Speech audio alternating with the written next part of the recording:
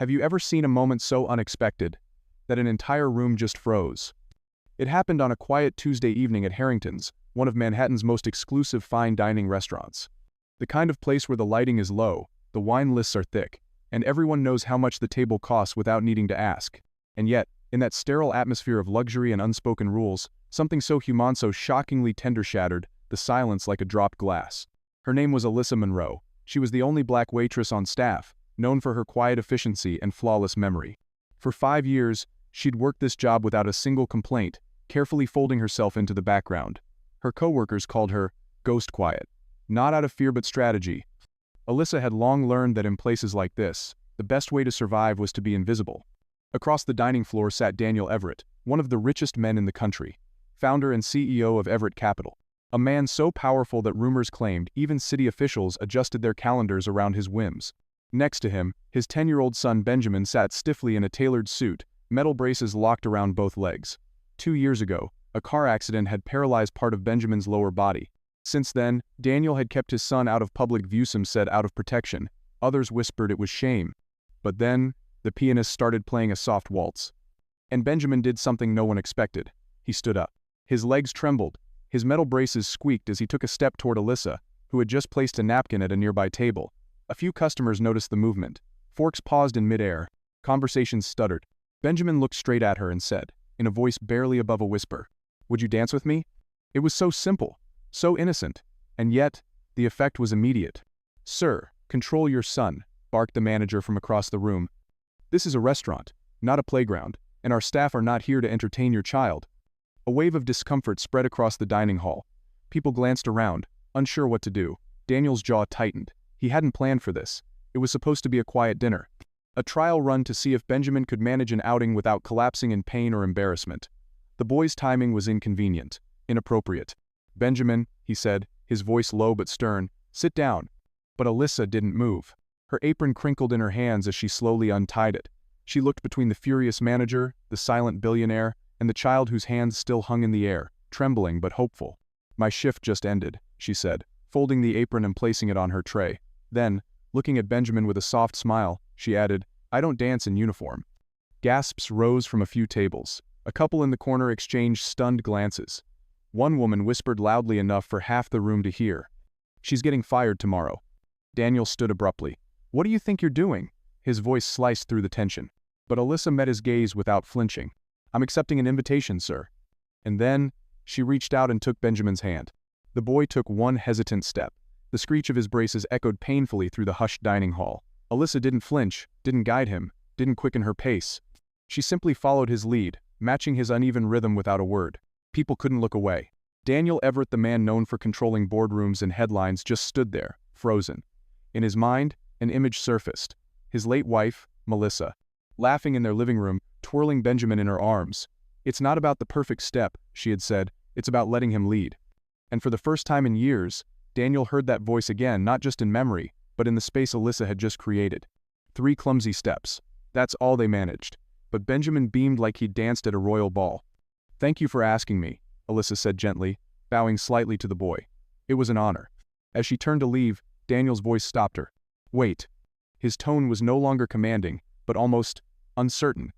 "What's your full name?" he asked. "Alyssa Monroe, sir?" He repeated it slowly, as if committing it to memory. Then he pulled a card from his jacket. "My office. Tomorrow, 10 a.m. Everyone stared. The staff, the guests, the manager, who now looked like he'd swallowed a lemon. Alyssa accepted the card without a word. Her hands, though steady, trembled slightly as she placed it in her pocket and walked away. "Dad?" Benjamin said quietly once she was gone. "Why did you do that?" The question hit harder than Daniel expected. He looked at his son, really looked. For the first time, he didn't see a broken legacy or a burden to manage. He saw a child. One who just wanted to lead if someone, anyone, would follow. That night, the restaurant resumed its rhythm. Plates clattered, wine was poured, and conversations resumed. But Daniel Everett remained silent, daunted not by embarrassment, but by realization. The moment had passed. But it had changed everything. The next morning, Alyssa stood at the base of Everett Tower. Its glass walls stretched into the clouds, reflecting a world that had never made room for people like her. She wore her best-in off-brand navy skirt and a white blouse she had ironed 3 times the night before. Still, she looked out of place among the flood of tailored suits and silk scarves. Her shoes clean but worn clicked too loudly on the marble floor. At the front desk, she tried to sound casual. "Alyssa Monroe, I have a 10 a.m. with Mr. Everett." The receptionist barely glanced at her before pressing a button. "18th floor. Miss Latham will meet you." The elevator ride felt like ascending into another world.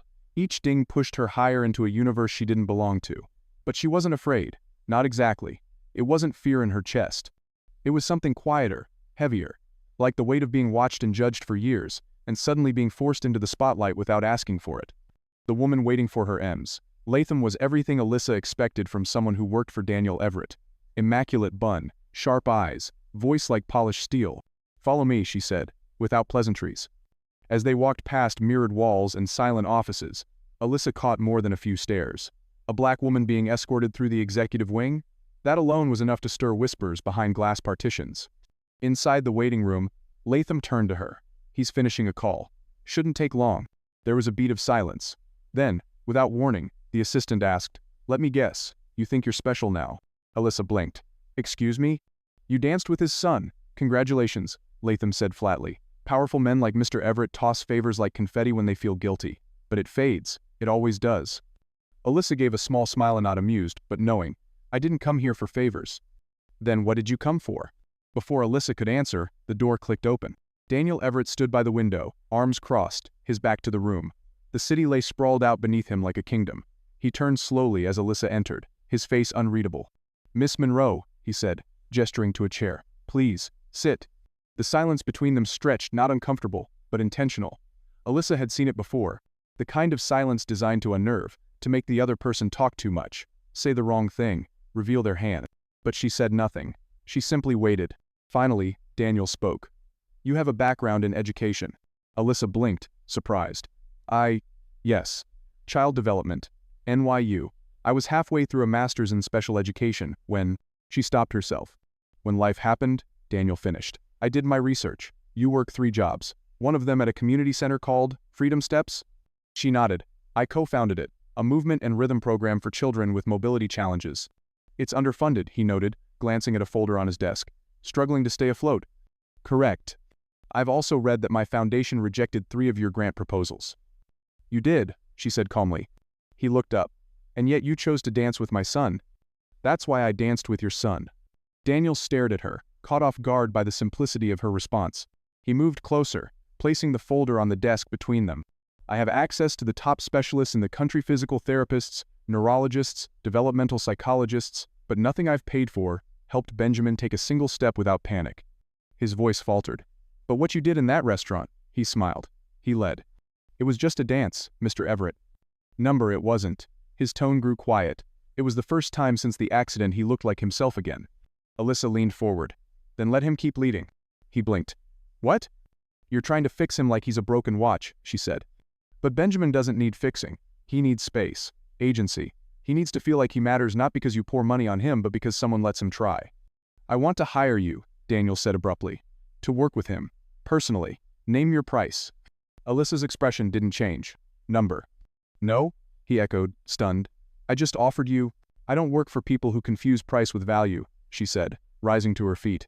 "And I definitely don't pretend to care for children because their fathers can afford to pay me 5 times my salary." Daniel stood too. "You're turning this down? Out of pride?" "Number out of dignity." Her tone was steady, not angry. "And because your son deserves better than someone being bought to pretend they care." She walked to the door, then paused. "But if you ever decide to come as a father, not a benefactor." She pulled a small, creased card from her purse and placed it on his desk. "Freedom Steps. Tuesdays and Thursdays, 4 p.m. First class is free." Without waiting for a response, she left. Outside the door, Miss Latham stood frozen. You said no to Daniel Everett?" Alyssa smiled, her voice gentle but firm. "I'd rather be free than owned." As she stepped into the elevator, her hands still trembled, but her spine was straight. Her voice had been steady. And somewhere in an office above, a billionaire stared at a white card for longer than he ever stared at a stock report. Something had shifted. Not in his world, but in him. 3 days passed. Alyssa didn't expect him to show up. Men like Daniel Everett didn't come to places like Freedom Steps. The peeling paint on the community center walls, the handwritten class schedules taped to doors, none of it fit inside the pristine world he ruled from above. So when a silver Bentley pulled up outside the building that Thursday afternoon, she thought it had made a wrong turn. but then she saw the back door open. Benjamin stepped out first. His braces clicked against the sidewalk, his eyes scanning the modest entrance nervously.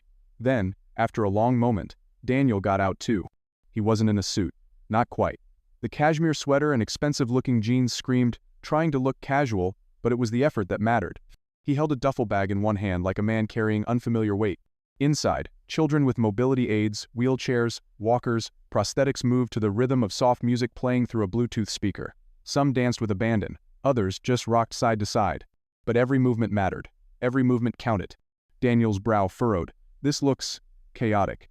There is structure, Alyssa replied, stepping beside him. It's just not the kind you're used to. Benjamin looked up at her hopefully. Can I join? Of course, she said, crouching to his level. You already know the first step. He hesitated, glancing at his father. Daniel stiffened, then gave a curt nod. Go ahead. I'm right here. As Benjamin limped toward the group, another woman approached, tall, elderly, with elegant gray braids and a cane that looked more ceremonial than practical. Mr. Everett, she said with quiet authority, I believe you rejected my research proposal 3 times. Daniel turned. Dr. Mercer? She offered her hand. Neuroscientist, former chair at Harvard, current advisor at Freedom Steps. I thought you retired. I did, until I met Alyssa Monroe. He blinked. You oversee this? I co-designed it with her, Mercer replied. We're testing how self-directed movement affects neuroplasticity in children with motor impairments. It's more than dance. It's data. Groundbreaking data. Daniel looked stunned. This is a scientific program? Mercer raised an eyebrow. You thought it was just a dance class? Just then, a reporter with a camera stepped into the room, followed by another with a notepad. What is this? Daniel snapped. Alyssa returned from the group, her face calm, unreadable. You didn't answer our proposals, she said. You wouldn't return our calls. So we made today impossible to ignore. She handed him a tablet.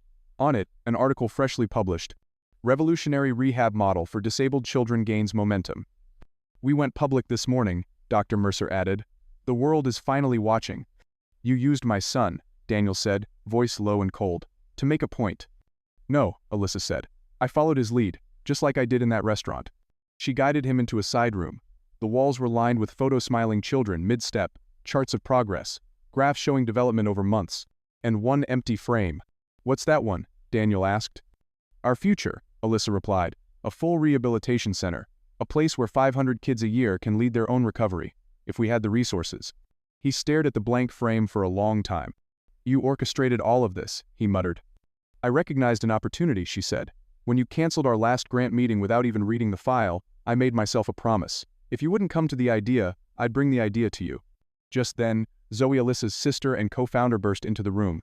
It's Benjamin. Come quick. They rushed back to the main studio. A hush had fallen. The music had stopped. In the center of the room, Benjamin stood, one brace removed, balancing on the weaker leg. His hands trembled as he tried to shift his weight. Daniel instinctively stepped forward, but Alyssa gently blocked him.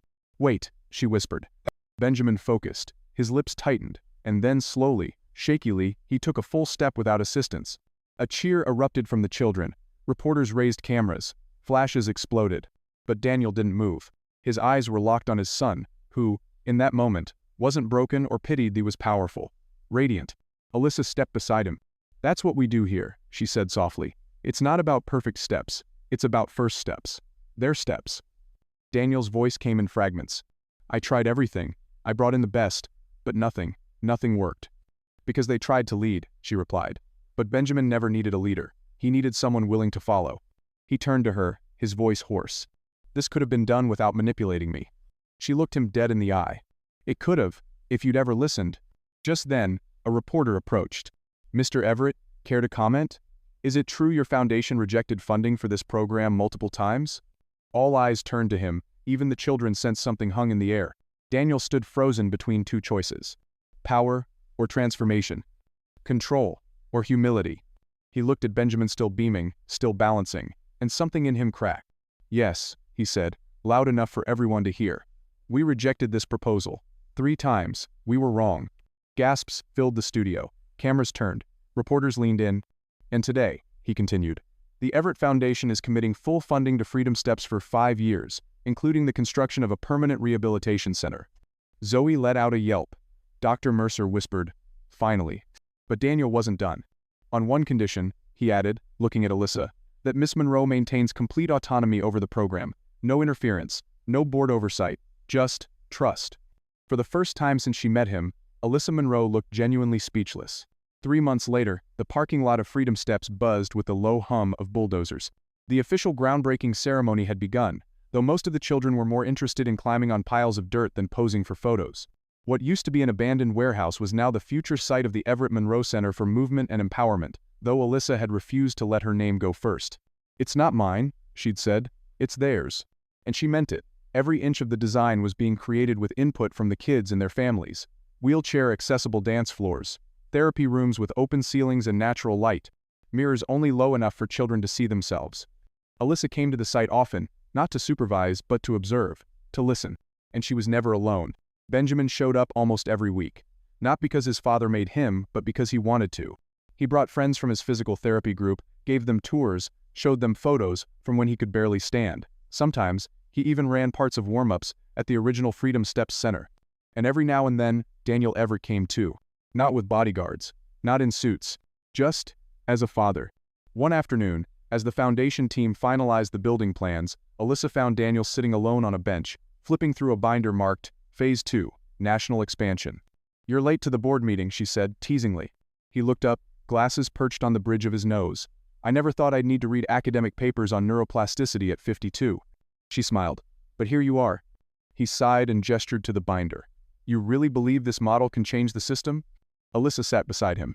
"I don't believe it. I've seen it. And not just in Benjamin." She pointed to a picture on the wall in progress, an image of a little girl with no left arm, spinning in a chair, beaming. "I see it in every kid who realizes they aren't defined by charts or labels." Daniel nodded slowly. Then after a moment of hesitation, he said, "You never accepted my apology." "You never gave one," she replied simply. He looked genuinely taken aback. "You redirected millions, you changed policies, you gave me full control. That's not an apology, Daniel, that's penance." He was silent for a beat, then he nodded. "Fair." She stood to leave but paused. "Why did you really come that night? To Freedom Steps?" He looked at her, eyes distant. "Benjamin told me something. After the restaurant." "What?" He said, "That was the first time I felt like someone saw me before they saw my braces." He turned to her, voice quiet. "I didn't come to help him, I came to find what I'd missed." That fall, the new facility opened with a quiet ceremony. No ribbon cutting, no fireworks. Just movement. Children filled the wide, sun-drenched hall with laughter and noise. Benjamin, now down to a single lightweight brace, led a small group in a choreographed routine. His steps weren't smooth, but they were his. Daniel stood to the side, arms crossed, not interfering. "He doesn't need you to hold him anymore," Alyssa said, approaching. Daniel nodded. But he still needs me to be around." They stood in silence, watching as Benjamin helped a younger boy take his first assisted spin. "Thank you," Daniel said suddenly. "For what exactly?" He looked at her not as a billionaire, but as a man finally understanding his place. "For teaching me to follow." A reporter approached, camera ready. "Mr. Everett, care to comment on your son's progress?" Daniel didn't even flinch. "I'm proud, not just of what he's overcome but of what he's created, and what I've learned from him." The reporter smiled. "And what's the greatest lesson?" Daniel turned to the lens. The man once known only for his empire, now known for something else entirely. "That true leaders aren't the ones who carve the path," he said slowly. "They're the ones brave enough to follow, when someone smaller shows them the way." A year later, the Freedom Steps program expanded to 4 more cities. Medical journals began citing its methods. Pediatric rehab clinics requested training. The name Alyssa Monroe scribbled at the bottom of rejected proposals was now featured on stage at global health summits. Benjamin enrolled in a mainstream middle school. He still used a brace on some days, a cane on others. But when asked what he wanted to be when he grew up, he simply said, "A teacher, like Miss Alyssa." And Daniel? He kept coming to board meetings. Not to control, but to listen. He even gave speeches about movement, about parenting, about humility, about a waitress who changed his life by letting his son lead. In a world obsessed with status, control, and perfection, maybe the most powerful thing you can do is stop and follow. Not because you're weak, but because you recognize where real strength lives. So here's a question. Who in your life is waiting for you to follow their first step? Tell us in the comments. Because sometimes, the greatest revolutions begin not with a command, but with a quiet invitation to dance.